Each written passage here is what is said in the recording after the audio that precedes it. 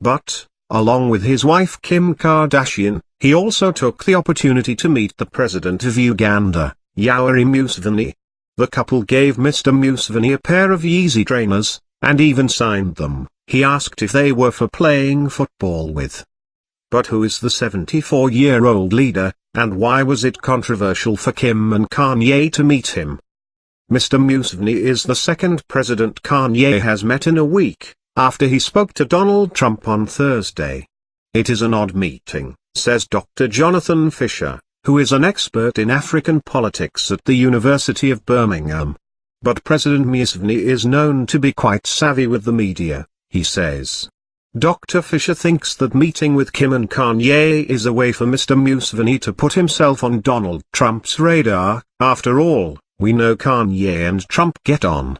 The benefits to Uganda could come in the form of military training, arms and development money from the US if Mr. Museveni gets in Trump's good books.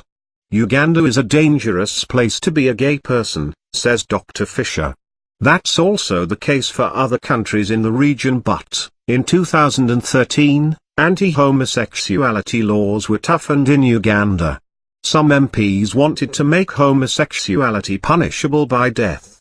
It luckily became more focused on life imprisonment, and that was eventually passed and signed by the president.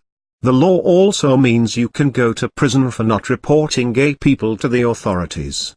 President Museveni has been in power for 32 years.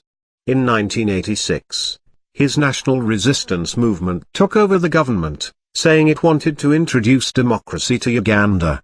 Instead, he banned political parties and said that anyone could run for office on their own.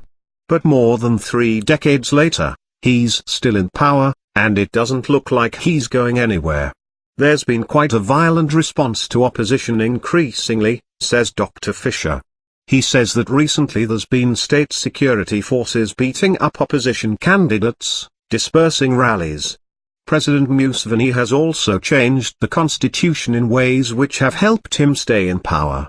He abolished a 2-term president limit in 2005 so that he could run, and win, again. And last year, he got rid of the age limit for presidential candidates, which allows him to run again in the next few years.